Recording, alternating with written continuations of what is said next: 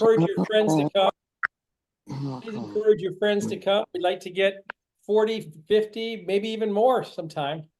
So love having you all on the call. Hope you all had a great Christmas. Hope you're looking forward to a fabulous new year. And let's get this show on the road. So we are now leaving Europe. We're gonna start. Wait, give me 2 minutes. Department of Aging, see that? Department of Aging. We're gonna start right there, Department of Aging, and we're gonna drive to Dulles Airport because most of the planes going to Israel, where we're going today, leave out of Dulles Airport. So we gotta drive all the way over here, take the Silver Line, connect at Metro Center, I think, to get on the Silver. I've never taken the Silver Line yet. And then you get to Dulles Airport, get off right at the metro station at Dulles. You go through all the checks, all that stuff, nice big roomy airport, and then we take off and we're gonna head east. So most of the flights to Israel are direct. At least if you want to get one that's direct, otherwise you'll be on the plane for 2 days. And we're gonna take off and we're gonna gaining altitude, and now we're gonna fly across the ocean. We're going direct to Israel, long trip across the ocean. Hope we don't have engine trouble out here. Keep going. And then we get over Spain. We're gonna fly over Spain. We already been to Spain. We're gonna fly over North Africa. We haven't gone there yet. Flying over Italy, Greece. Oh, we didn't cover Greece. But we did cover up here, Croatia. Keep heading east, Turkey. Oh, that'd be a good place. That's going to be one of our stops because that is in Asia. And now we're going to lose altitude and we're going to go down, and we're going to land in Tel Aviv. So here we are in Tel Aviv. Okay, so like all things, we begin by sharing a little. I'm going to turn my share off. I'm going to turn it off and on because I don't want you to see answers to the quizzes. So just a moment. Hold on. I'm going to stop the share. So now we're going to start the way we always do, and we're going to start off with a little bit of history. So there's a lot of history in Israel. I mean, this is just every culture seems to be intersecting over there. So I got a fairly concise version here. I know there's a lot and welcome. There's a lot of strong feelings about Israel, so I'm trying to keep it neutral. And let me share my screen again. Just a moment. Okay, there we go. Everybody see it? Yep. Okay, great. All right, and let's get the show on the road. And welcome.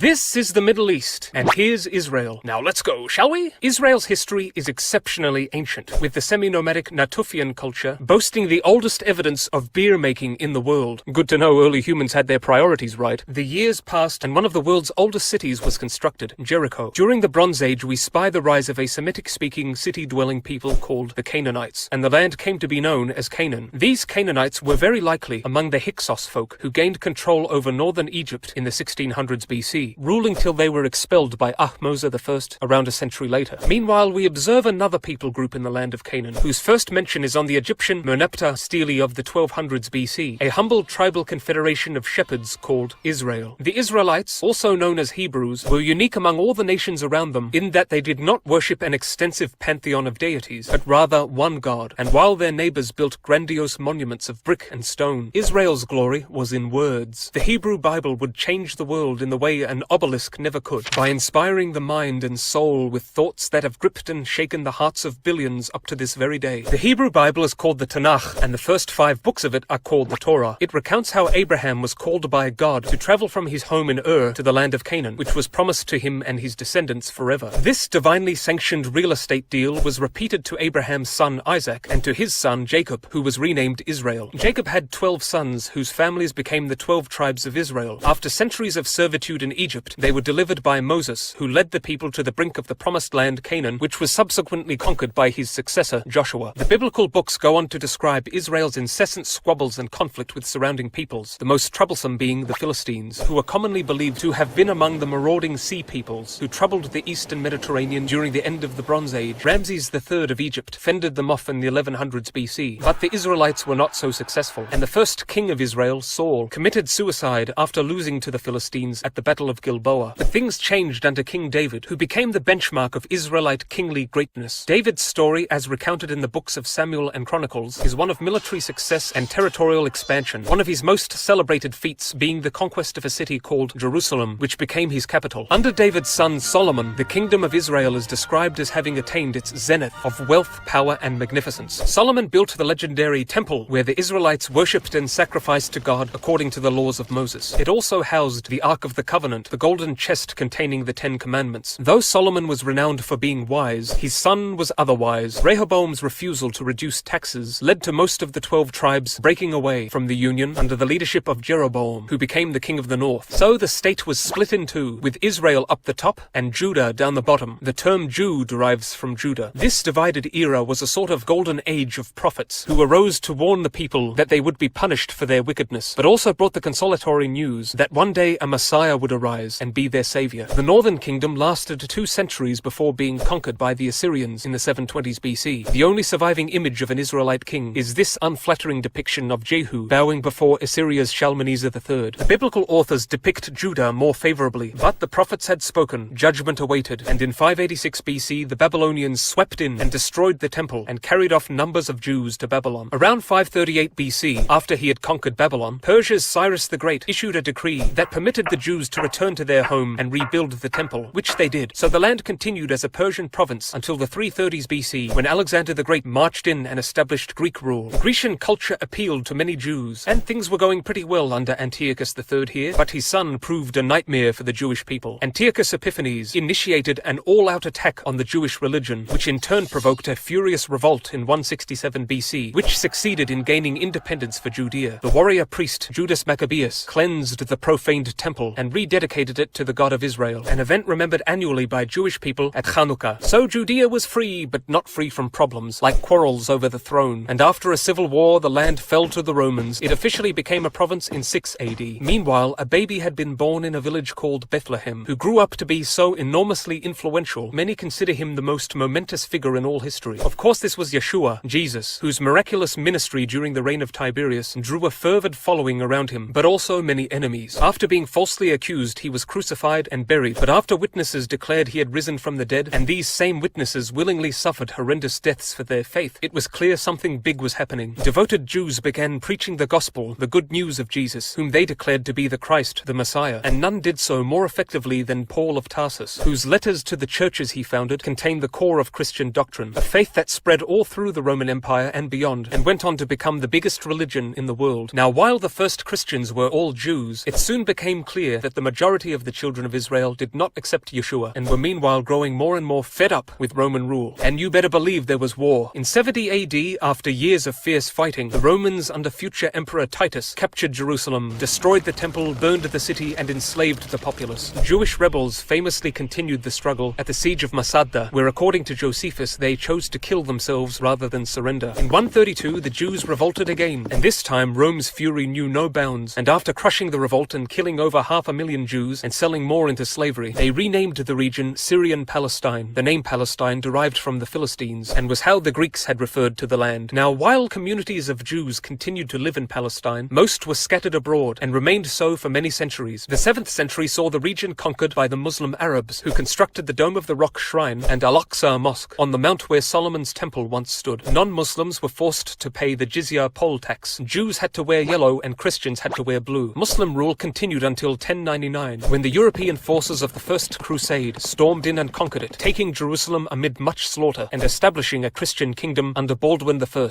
88 years later, the Sultan of Egypt, Saladin, re-established Muslim rule, instigating the Third Crusade, which ended with a truce. In 1244, Jerusalem was destroyed by the Turkic clan ruling Persia, and then the Mongols invaded before the Mamluk sultans of Egypt returned, who reigned until 1517, when the Ottoman Turks took over. Under the Ottomans, Palestine enjoyed some prosperity until the 1600s. onwards, the Arab ruler Zahir al-Omar carved out a Palestinian sheikhdom, which he defended and enriched before being killed by the Ottomans in 1775. The next governor succeeded with British aid in repelling Napoleon at Acre. As the 19th century progressed, a movement called Zionism was born in Europe that sought the creation of a Jewish state in Palestine. Boats of Jewish immigrants began arriving, and the resurrection of the ancient Hebrew language began. During World War I, the Arabs helped the British against the Turks, and it seemed clear that Arab independence would be assured. But all Arabian faces fell when it was revealed the British had no intention of granting the Arabs sovereignty, and instead planned to partition the Near East between themselves and France. Those same Arabian faces reddened in rage after the Balfour Declaration publicly declared Britain's support for a Jewish state in Palestine. After the war, the British governed the land, and the Palestinian Arabs, dreading the prospect of being subjects in a Jewish state, began rioting and killing Jews. So the Jews formed a paramilitary to defend themselves. The 1920s and 30s saw hundreds of thousands of Jews arriving from Europe, many of them frightened by the rise of Hitler. The Palestinians ignited a ferocious revolt which saw thousands of Palestinians killed, and regional tenseness intensified. The British restricted Jewish immigration to appease the Arabs, but this only enraged the militant Zionists, who began killing Arabs. The Jewish desire for a nation redoubled when reports surfaced after World War II of millions of Jews butchered by the Nazis in Europe. Murderous Zionist attacks against the British ensued, and everything was a disastrous, tangled mess. In 1947, the UN called for Palestine to be divided, with a state for the Jews and a state for the Arabs, with Jerusalem to be a neutral international zone. The Jews said yes, the Arabs said no. To resolve this, the two sides sat down over a nice cup of tea, and no, of course they didn't. War is what happened, a hard-fought struggle that saw Jewish victory and a mass Palestinian exodus out of the land. On the 14th of May 1948, the head of the Jewish agency, David Ben-Gurion, announced the establishment of the State of Israel, himself becoming prime minister. The Arabs of surrounding nations were as outraged as the Palestinians, and the very next day, Syria, Egypt, Iraq, and the Transjordan invaded. And it was war again, and Israel won again, conquering more land in the process, while Egypt took the Gaza Strip and Jordan took the West Bank, including East Jerusalem. Multitudes of Jews worldwide began moving into the newborn nation, and the economy was in shambles, though things improved after Germany sent reparation money. In 1967, Egypt began mobilizing troops on the Israeli border, but what followed no one saw coming. With astonishing efficiency, Israel struck first, and in 6 days utterly thrashed the Egyptian, Syrian, and Jordanian militaries, conquering Sinai, Gaza, the West Bank, and Golan Heights. Israel's swift victory left the humiliated Arab world shocked and livid. Palestinians escalated attacks against Israelis, leading to Israel bombing PLO HQs. But on Judaism's most holy day in 1973, Egypt and Syria initiated a surprise attack, and it was war again. Israel scrambled to counter the Egyptian offensive and ended up triumphant once more. The late 1970s saw Israel and Egypt make peace, Israel giving back Sinai. But the Palestinians continued their attacks on Israelis, including one that left multiple children dead, which prompted Israel to attack their bases in South Lebanon. All of this solved nothing, and the hostilities continued. 1987 saw a fiery Palestinian uprising against Israel's occupation of Gaza and the West Bank, which is where most Palestinians lived, alongside accumulated Palestinian grievances of mistreatment by Israelis. The UN agreed and condemned Israel for excessive use of force. The Oslo Accords granted Palestinians partial governing authority in the West Bank and Gaza. These concessions saw Prime Minister Yitzhak Rabin assassinated by a nationalist Jew. Both sides failed to come to an agreement at the Camp David summit, and after Israel's Ariel Sharon dared to visit the Temple Mount, the Palestinians erupted in revolt again. Palestinian rockets and suicide bombers, and Israeli tanks and attack helicopters, and thousands of deaths. In 2005, Israel withdrew from Gaza, effectively giving the Palestinians control of the Strip. Then there was war with Lebanon that ended in stalemate. Meanwhile, the militant Palestinian nationalist organization Hamas had taken power in Gaza, leading Israel to tightly restrict access to and from the area. Palestinians fired rockets into Israel, and Israel responded with fire of its own. And who would have guessed it? Another war! Israel won again, with few casualties compared to over 1,000 Palestinian deaths. After Hamas members kidnapped and killed 3 Israeli teenagers, IDF forces began a hunt for those responsible, leading to more Hamas rocket fire, leading to, I won't even give you one guess, war! By this time, Israel, a world leader in military technology and innovation, had unveiled its Iron Dome defense system, which intercepts and destroys enemy rockets. The US formally recognized Jerusalem as Israel's capital, and Israel improved relations with Arab League nations. But Israel's story is far from over, and right now it enjoys a very high level of human development and an advanced economy and high quality of life. But what awaits Israel in the years ahead? Comment below, but for now, bye-bye!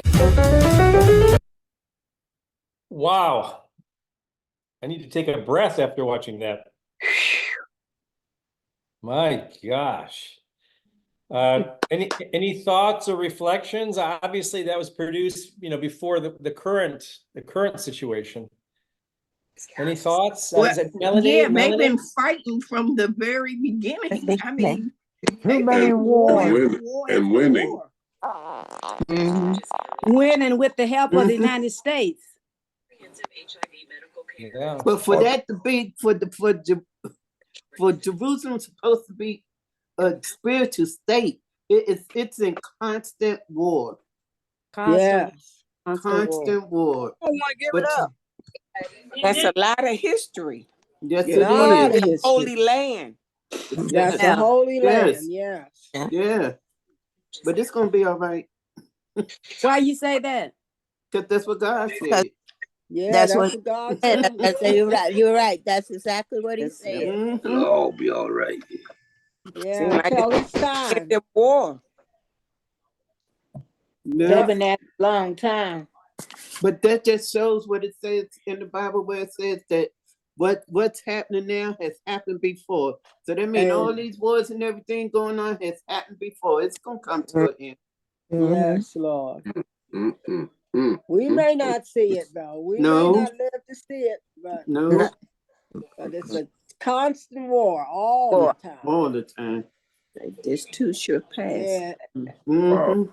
and that's why they say watch and pray, watch and pray. That's it. Pray. Wow. Sound like you're talking about Revelations. Yes, it That's is. Mhm. No, we living in a time. Living in the Amen. time. We living in a Amen.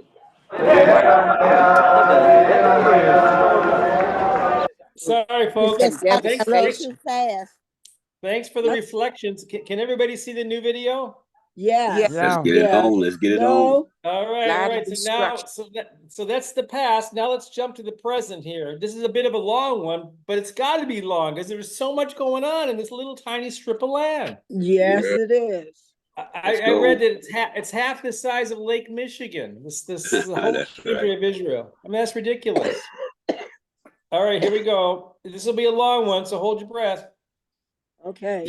Hi, I'm Rick Steves, back with more travels. This time we're venturing beyond Europe. I'm wearing my yarmulke, and I'm ready to learn. This is the best of Israel. Thanks for joining us.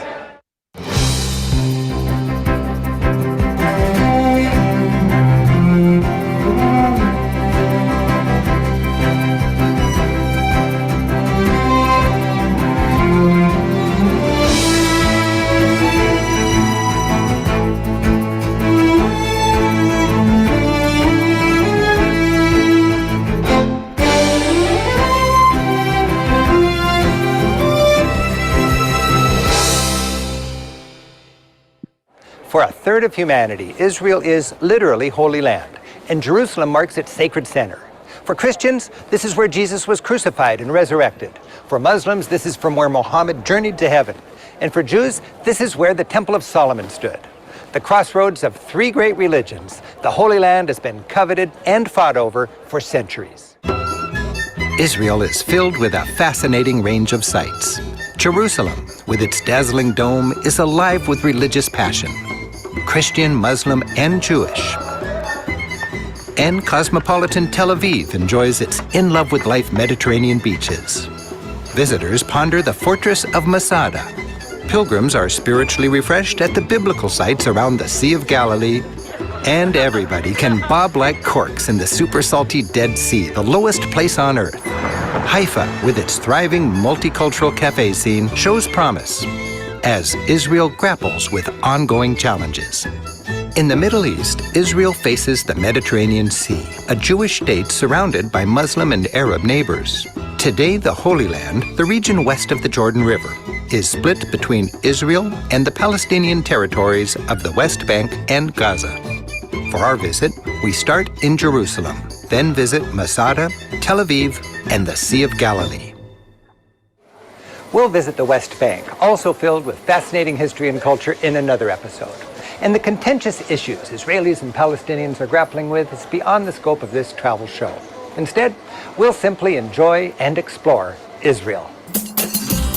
This country is small, the size of New Jersey with 8 million people. While the State of Israel was founded just after World War II, the Jewish people have a history here going back 4,000 years. Within a 2-hour drive of Jerusalem, you can take a sweeping tour of sites illustrating its tumultuous back-and-forth past. 2,000 years ago, the ancient city of Caesarea was one of the mightiest seaports on the Mediterranean. It was built by King Herod of biblical fame and named after its patron, the emperor, or Caesar. Imagine this place back then, vessels loaded with spices and exotic goods setting sail for Rome.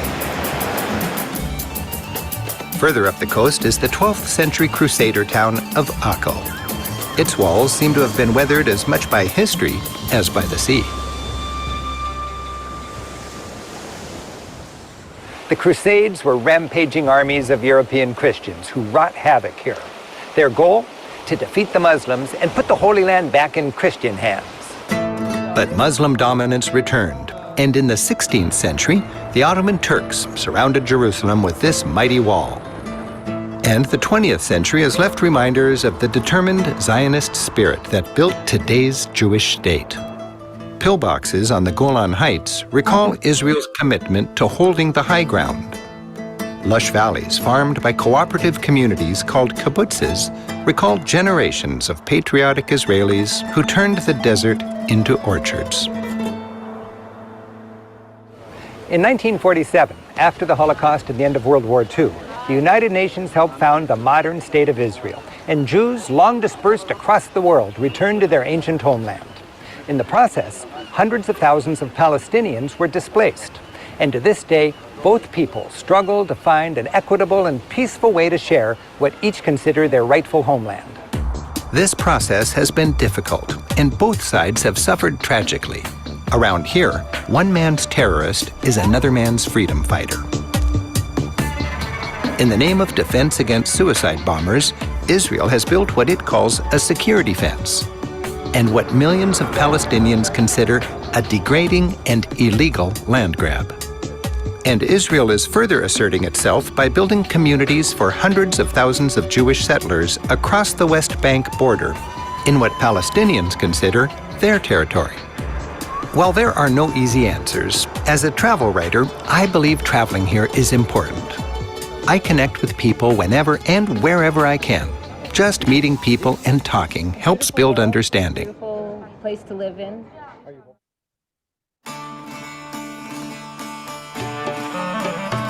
Jerusalem is a sprawling and modern city of about 800,000 people. Exploring its shopping boulevards and malls, an American feels right at home. But its historic core, the old city, home to around 35,000, feels lost in time.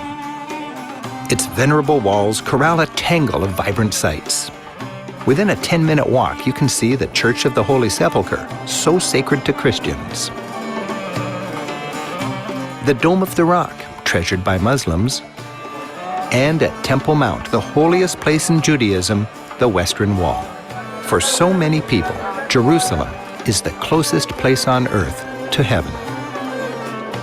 Much of Jerusalem's importance rests upon a very special rock, which lies under this glittering dome. Muslims believe Muhammad journeyed to heaven from this rock, and they've worshipped here for 1,300 years. This glittering shrine, the Dome of the Rock, is one of Jerusalem's enduring landmarks. Intricate geometric designs in stone and tile fit within its pure and simple lines. While today this plaza functions as a massive mosque for Muslims, Jews call this place Temple Mount. It was the site of their ancient temple complex, only the foundation of which survives. It's here that they believe Abraham, as a test of his faith, was asked to sacrifice his son, Isaac. Considering this spot the center of the earth, Jews have worshipped here for 3,000 years. 1,000 years before Christ, King David united the 12 tribes of Israel and captured Jerusalem. His son, Solomon, built the first temple right here. It was later destroyed, and the second temple was built. Then came the catastrophic year for the Jews, 70 AD, when the Romans destroyed their temple and ushered in the diaspora. That's when the Jews became a people without a land and dispersed throughout the world. Here at that surviving bit of foundation called the Western Wall, Jews mourn a horrible past and pray for a better future. The square operates as an open-air synagogue. The faithful believe prayers left in cracks between these ancient stones will be answered. It's a lively scene, with intense yet private worship mixing with the joyous commotion of Jewish families from around the world celebrating bar mitzvahs, a ritual coming of age. The Old City, corralled by its wall into much less than a square mile, is divided into 4 quarters: Jewish, Muslim, Armenian, and Christian. The Christian quarter surrounds the site of Jesus' crucifixion. A high point for visiting Christians is the Via Dolorosa, the route it's believed Jesus walked as he carried the cross. Pilgrims from around Christendom retrace his steps. The 14 Stations of the Cross remind the faithful of the Passion, the events that culminated in the crucifixion.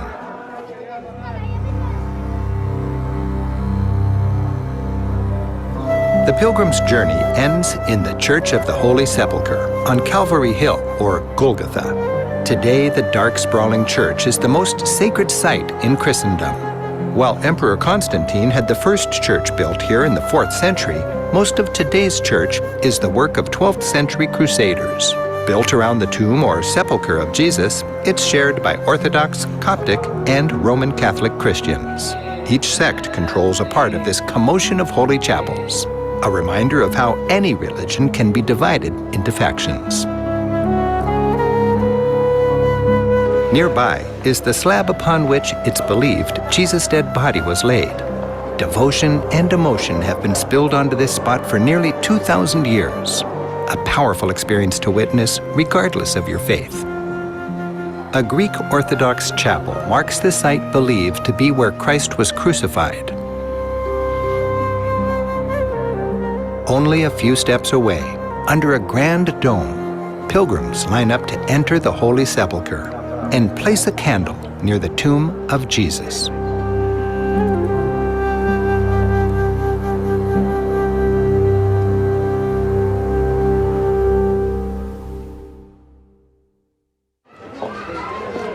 The Old City is a labyrinth rich with sights, sounds, and experiences that reward the curious traveler. Hello. Hello. Like a pomegranate juice, please. Even stopping for a drink can be memorable. Only pomegranate. And the pomegranate, that symbolic bundle of fertility, provides a welcome and refreshing break between the rich sightseeing stops this city offers. Pomegranate is healthy, it's good for the heart and good for the blood. Nice. Hope you enjoy your drink. Cheers. 10 shekels. Thank you, brother. The Muslim Quarter holds over half of the Old City's population. Exploring its busy pedestrian lanes and market stalls, you feel like you could be anywhere in the Arab world. We visited just before a holy day. The shops were jammed, and the energy was exhilarating.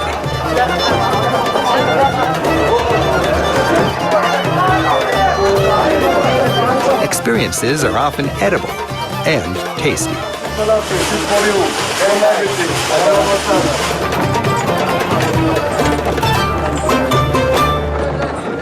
While complete Muslim control of Jerusalem is unrealistic, many Arabs envision an independent Palestinian state with this part of Jerusalem, East Jerusalem, as their capital. It's a very contentious issue, and Israel seems determined to keep Jerusalem whole and in its control. In fact, while wandering the heart of the Muslim Quarter, you may see houses fortified and festooned with Israeli flags. These are the homes of Jewish families, staking out this bit of the Old City for their community.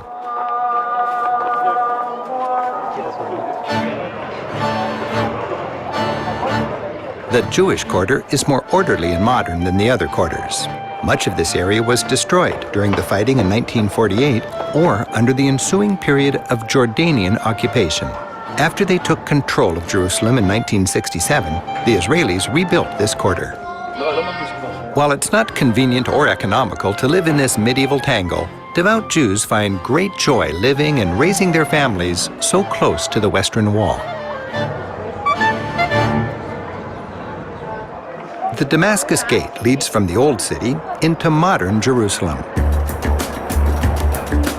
Joining locals in an afternoon stroll down Ben Yehuda Street in Jerusalem's new city, we appreciate this culture's fascinating mix of East and West, secular and sacred, modern and traditional. About 3/4 of all Israelis are Jewish, but most of these are secular Jews, non-practicing. About 15% of Israeli Jews are Orthodox, very religious and living conservative lifestyles that require them to be apart in many ways. Entire districts of Jerusalem are known as ultra-Orthodox, and about 20% of the population is Arab Israelis, generally Muslim Palestinians who never left after the formation of Israel.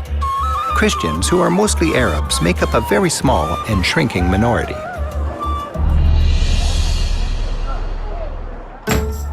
The diversity of Israel's Jewish melting pot community shows itself in the way people dress.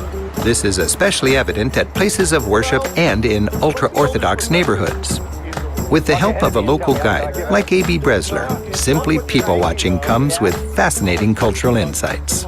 Walking down the street, there are so many different fashions, different ways people dress. Well, that's because they express their belonging to a certain group and following a certain rabbi. Different rabbis set standards of how their followers should be dressed. What does the block on the forehead indicate? Well, in the scripture, it says you should always have the love of God on your mind. So in that capsule, they have a parchment with that scripture. What's the significance of the yarmulke? Jews wear yarmulkes because they are constantly reminding themselves that God is above them. So everybody who's wearing a yarmulke, it's a constant reminder their maker is up above. Definitely. Now you see a lot of Orthodox, even the little boys, with long earlocks. Regarding the earlocks, the Torah is very specific. Thou shalt not shave the sides of your face. And these people take those words as it is written. You notice women are dressed quite modestly.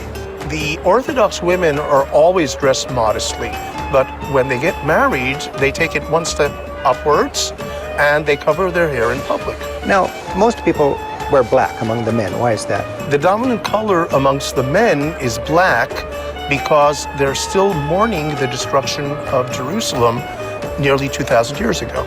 Regarding the hats, it's part of actually the uniform defining which movement you belong to.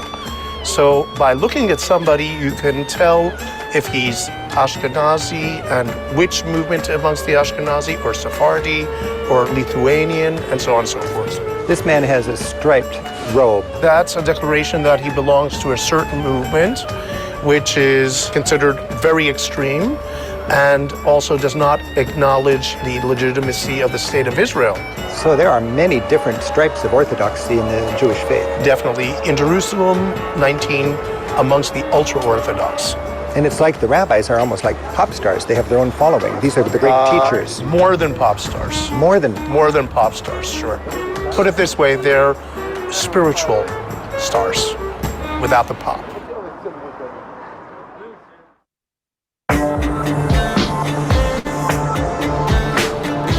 Israel is laced by modern freeways. By tour bus, public bus, or rental car, getting around is easy. Road signs are in 3 languages and 3 scripts: Hebrew and Arabic for Jews and Arabs, and English for everybody else.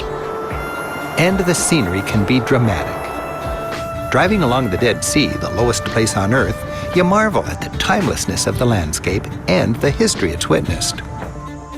Our destination, Masada, an ancient fortress dramatically capping a mountain and the site of a pivotal event in Jewish history. A gondola zips us effortlessly to the summit.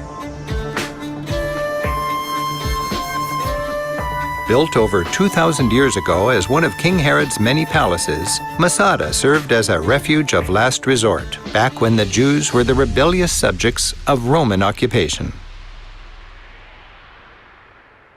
In about 70 AD, the Roman Emperor Titus, in an effort to put the Jews down once and for all, destroyed Jerusalem. About 1,000 Jewish rebels, in a desperate last stand, fled up to this fortress to defend their families, religion, and way of life. A mighty army of Romans attacked. You can still see the rocky remains of their camps. To avoid a long starve-'em-out siege, the Roman army engineered and built a massive ramp up the side of this mountain. Slowly, as the rebels watched with frustration, the ramp was completed. The Jewish rebels realized they were doomed to a life of slavery or worse. So, on the eve of the inevitable Roman breakthrough, Masada's rebels methodically took their own lives. Today, that mass suicide is the symbol of Israel's staunch, "they'll never take us alive" commitment to freedom. And Masada shall never fall again is a popular slogan declaring Israel's determination to remain free. While Masada is etched into the psyche of Israelis, perhaps even more so is the Holocaust. The best place to both remember and learn about the Holocaust is Yad Vashem, back in Jerusalem. This sprawling and beautifully landscaped memorial and museum is dedicated to chronicling, remembering, and learning from the slaughter of 6 million Jews by Nazi Germany. School groups, visiting heads of state, and soldiers are all brought here to appreciate what the Holocaust means to the Jewish people. The museum artfully tells the story. While working their way through the thoughtfully laid out exhibit, visitors struggle to comprehend the madness and the scope of that nightmare. The Hall of Names is designed to give every Jewish victim the dignity of simply being named and recorded. This archive aspires to catalog and therefore remember each of the 6 million victims.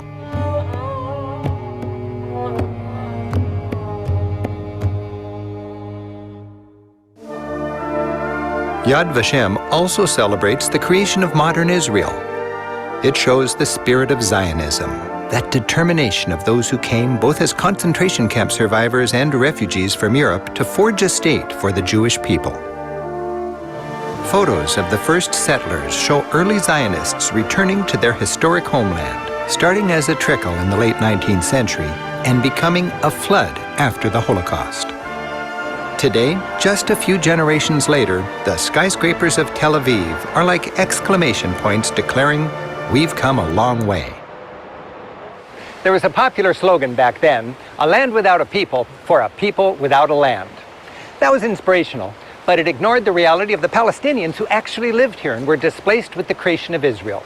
Still, it's impressive how the true grit of those early Jewish settlers turned sand dunes into Tel Aviv and built modern Israel. Tel Aviv is a young city. If looking for historic charm, you can stroll the original main drag, Rothschild Boulevard, with its nostalgic cafes and venerable buildings. But Tel Aviv is gleamingly modern and growing fast. Its infrastructure is impressive, and its new buildings look to the future. Its beach scene comes with some of the best sand on the Mediterranean. A world away from the religiosity of Jerusalem, the people here seem focused on living for today. In this culture, food is love, and it seems to celebrate the bounty of the land. We sat down with our guide Benny and driver Kobe to get an edible lesson in this part of Jewish culture. Hey, cheers. L'chaim. L'chaim, very good. So Benny, could you say this is typical Israeli? Yeah, you can say this is typical Israeli. Everything that you see here is grown here locally. No, you could say this is Israeli, but it's also Arab cuisine. Yes. Everywhere. Now, we call it now Israeli food, but you can find it in the Arab countries, you can find it in Lebanon, you can find it all over the Middle East. Here we have eggplants with olive oil and tahini. Here we have the tahini itself. Here we have another eggplant salad with vegetables. That's the hummus, very famous hummus made from chickpeas. This is something special. This we call tabbouleh. It's made of burghul and parsley and cucumbers. Very special, very tasty. It's okay to reach and dip your pita bread into it. You dip it in each of the salads, and that's the way to do it. No need of a fork or a knife. And Kobe, how do you say bon appetit in Hebrew? Bete avon. Bete avon. Bete avon. Thank you. L'chaim. L'chaim. A short drive up Israel's coastline and then into the interior takes us down 700 feet below sea level to the Sea of Galilee. Israel's primary source of fresh water, it's both fed and drained by the Jordan River. This area has long been popular with Israeli vacationers and Christian pilgrims. Galilee is famous as the place where Jesus did his 3 years of ministry and where so many Bible stories were set. In the Jordan River, the faithful believe John the Baptist baptized Jesus. And today, Christians from all over the world come here in droves to affirm their baptism with a dip into that same fabled river.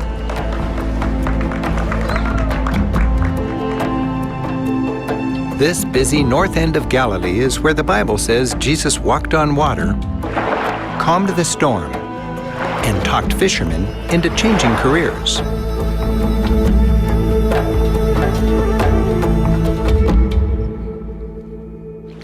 In the Bible, Matthew wrote, as Jesus was walking beside the Sea of Galilee, he saw two brothers, Peter and Andrew. They were casting a net into the lake as they were fishermen. And Jesus said, come follow me, and I'll make you fishers of men. The faithful come here to worship, be inspired, and walk in the footsteps of Jesus. In this church, a rock marks Mensa Christi, the place where it's believed Christ, resurrected after his crucifixion, ate with his disciples and said specifically to Peter, "Feed my sheep." For Roman Catholics, this is a very important site, as it established the importance of Peter, the first pope among the disciples. Another church is built upon the place where, according to the Bible, the 5,000 who gathered to hear Jesus preach were miraculously fed by a few fish and loaves of bread. This mosaic is from the original church that stood here in the 5th century. And this church, perched high above the Galilee on Mount Beatitude, marks the place where Jesus gave the Sermon on the Mount. Beatitude is Latin for blessing. The faithful come from far and wide to remember how Jesus said, "Blessed are the meek, for they shall inherit the earth. Blessed are the peacemakers, for they will be called the children of God. And blessed are the merciful, for they shall receive mercy." This group from Nigeria is one more spirited example of how so much of our world embraces this land as truly holy.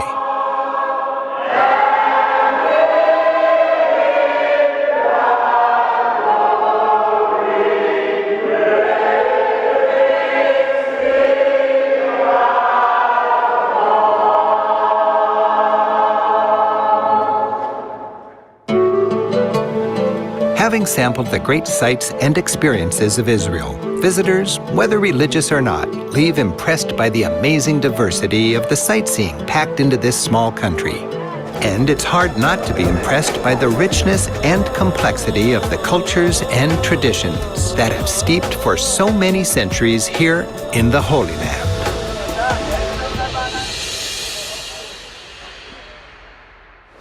In this land, so treasured by Jews, Muslims, and Christians, I'm reminded that the prophets of each of these religions taught us to love our neighbors. And the lessons learned from traveling here in Israel can inspire us all to strive for that ideal. I'm Rick Steves. Until next time, keep on traveling. Shalom.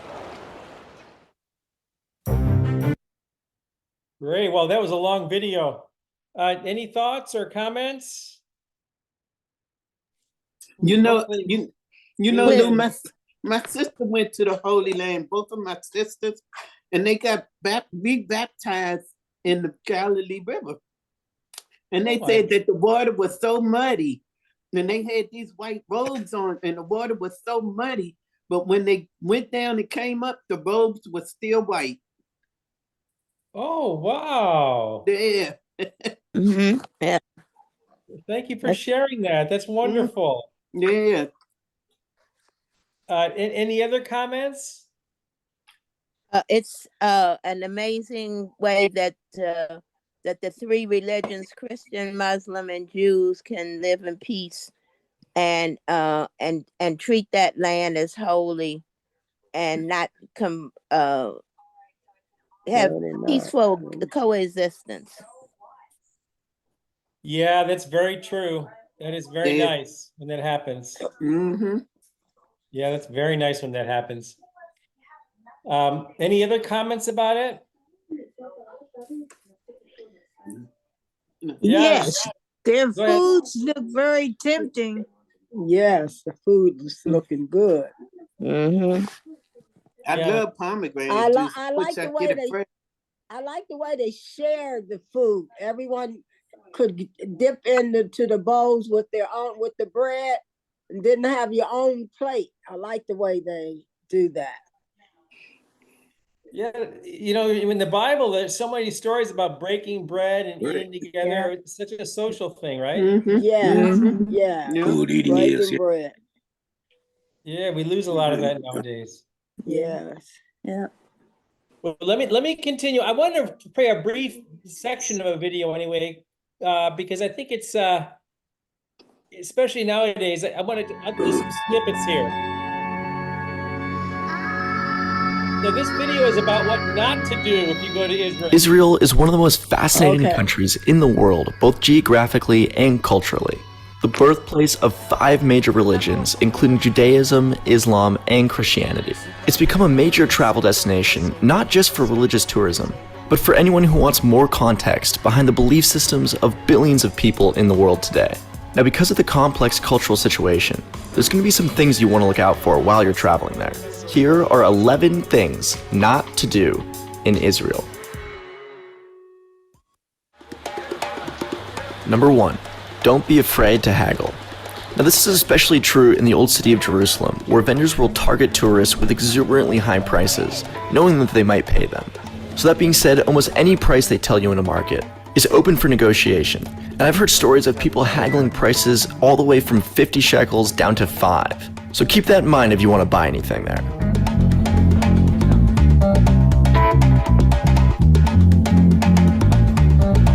Number 2. Don't be afraid of soldiers.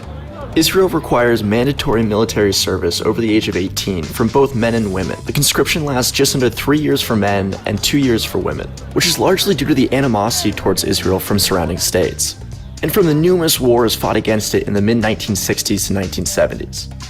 Now, because of those two factors, and isolated attacks being carried out even today, you will see soldiers almost everywhere in Israel, especially in Jerusalem. Though there is a precautionary measure, and to make you feel safer, so you should by no means be afraid of them, and a lot of them will take pictures with you if you ask nicely.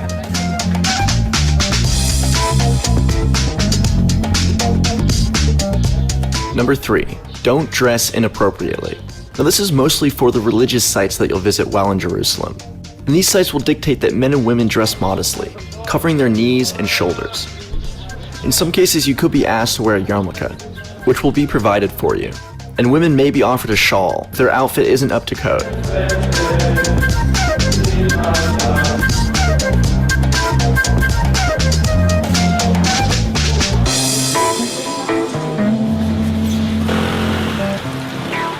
Number 4.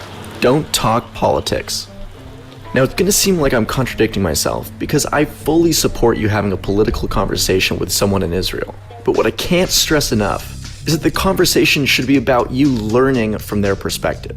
Because the worst thing you could do, especially as an American, is to tell them what you think they should do or what you think should happen. It just doesn't make any sense.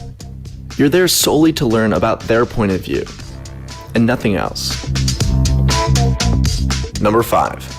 Don't get scammed. Now, I usually don't recommend tour guides when traveling, because I think there's something to be said about finding your own path and making your own mistakes. Because of how overwhelming the history can be, you'll get more mileage out of the trip if you choose to go with a guide. And tour guides in Israel actually have to go to school for at least 2 years to get their license. So you should always set one up beforehand. Never go with someone who approaches you on the street offering to guide you.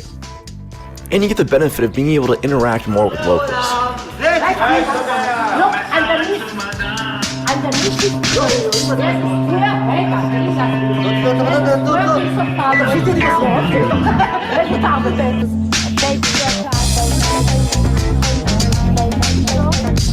Number 6. Always tip.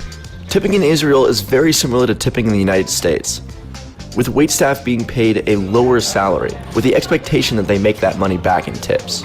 So that being said, whenever you eat out in Israel, always make sure you tip at least 10%, with 15 being an average and 20 if it was outstanding service.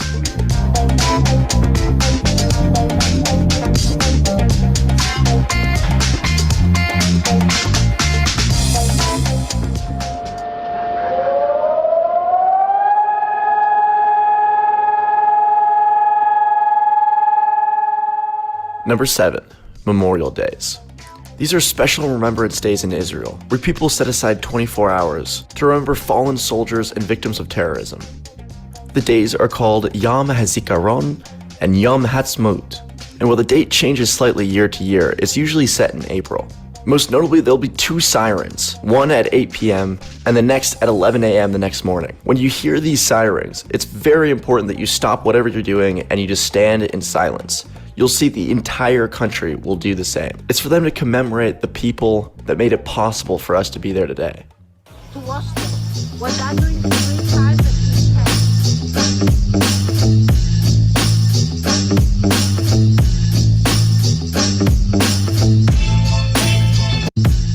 Number 8, don't use Uber.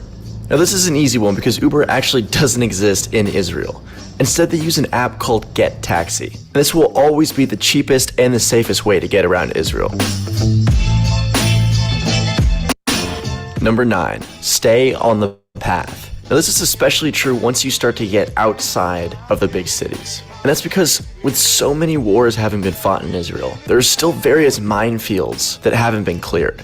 And even today, there are stories of tourists, soldiers, civilians accidentally wandering where they shouldn't and getting into trouble, or even dying. Now, for the most part, you won't encounter this, but on the off chance that you do start to explore, make sure you stay on a signed path.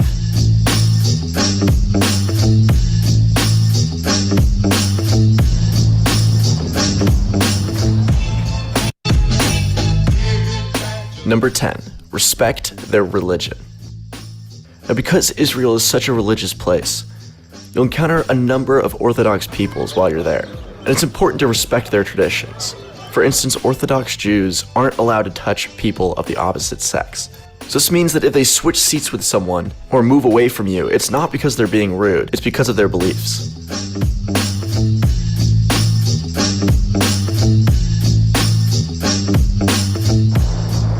Number 11, do your own research. Now, I highly recommend that you do as much independent research as possible to hopefully paint the clearest picture about what this place is about. That means looking at Israel from both an Israeli perspective and a Palestinian perspective, and gathering as much information from both as you can. It'll make your trip more meaningful. All right, well, just wanted to share some of those tips with you all. Was there anything in there that you didn't expect from a, don't do perspective?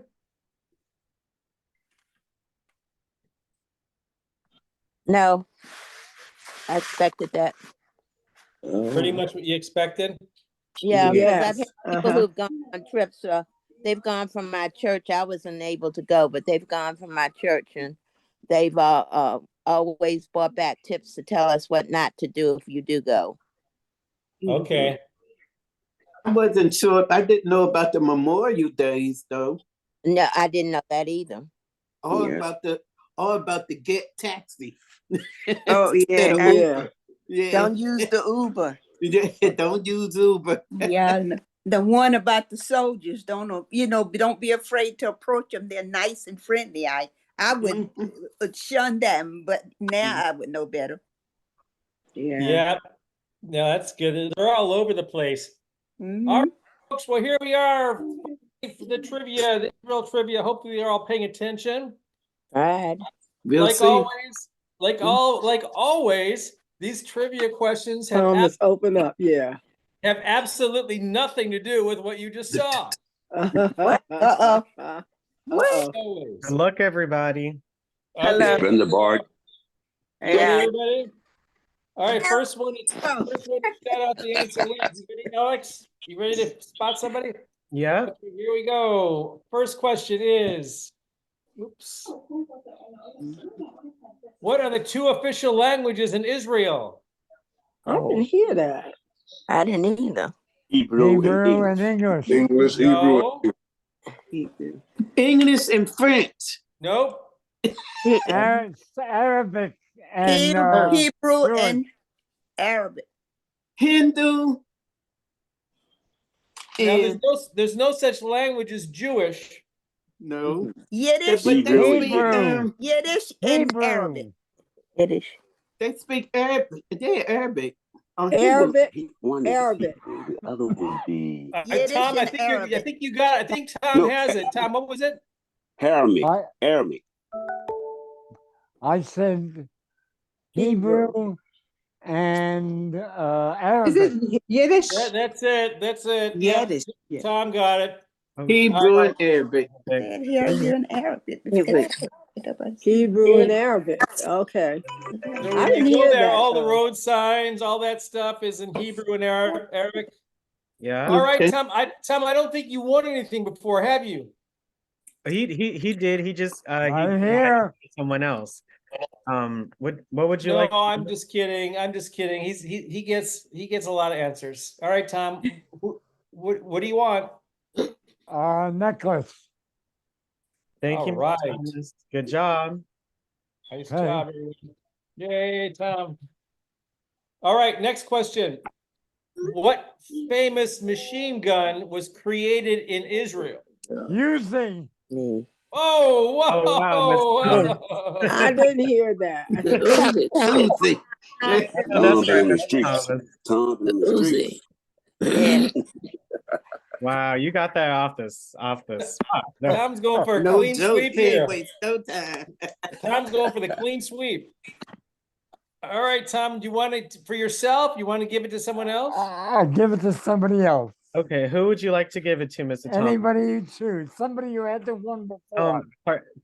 Can you look at the participants list for me and check to see who you'd like to give it to?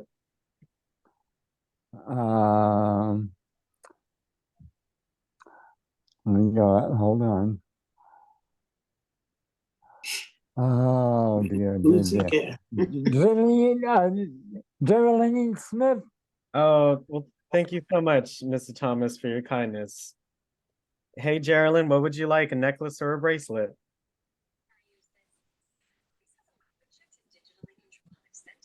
Geraldine, you're muted if you're there. Geraldine, you have to unmute yourself, Geraldine. Hit unmute at the top. Yes, she is muted. I don't see her. I'm not sure what's going on, but again, Miss Geraldine, just hit unmute at the top so you can unmute yourself. Okay. She on there? We got her. Oh, she must have stepped away. She's right here. I'm not sure why. I'll be able to get that from you, Geraldine, if you're able to unmute me. Let's go on to the next person. Lou, next question, but thank you so much for your kindness, Mr. Thomas. Okay. By the way, we went to Israel with our family back in 1970, not long after the Six-Day War. And all of the people, when you go to the West Bank, well, all of the Israelis were required to carry an Uzi. So everybody had an Uzi. Everybody. Wow. It was crazy. Yeah. Okay, can you hear me? Yes. Yeah, I heard everything you said. Thank you so much, Tom. I'll take a necklace. I could hear you, but I couldn't access my mute button. Yes, you're good, Miss Geraldine. Just But I was here. I heard everything. Thank you. Thank you. All Thank right, you. thanks a lot, Carolyn. Congratulations. Thank Congratulations. you. Thank you. Thank you, Tom. Thank you. Okay, next question. Remember, these questions have absolutely nothing to do with what you just saw, okay? So that's a hint.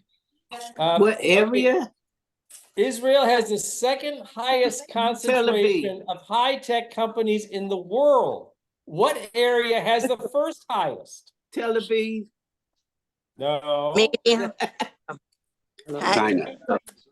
No. United States. What area? What area?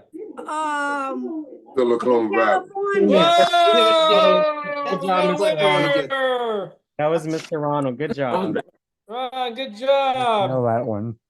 Anybody know what that picture is? Silicon Valley. No, that's What is- centrifuge. Centrifuge. What is that? Google, isn't it? No, good guess though. Yeah, that's the. Is that Apple? Atomic energy. Oh, No, that's someone said Apple. That's Apple's headquarters. Oh, Yeah, Apple. but- Learned that in our IELTS I training. never seen it. Good job, That's man. crazy, isn't it? That's crazy. That's a crazy Yeah. building. I see that. Good job, Mr. Ronald. What would you like, a bracelet or a necklace? Necklace, please. All right. Well, thanks so much for Good participating. job, Ron. Nice job. My big brother. All right, bro. Right. All right, next one, here we go. What special kind of glue is on Israel's postage stamps? Oh my God. I don't know that. Glue. I don't know that one.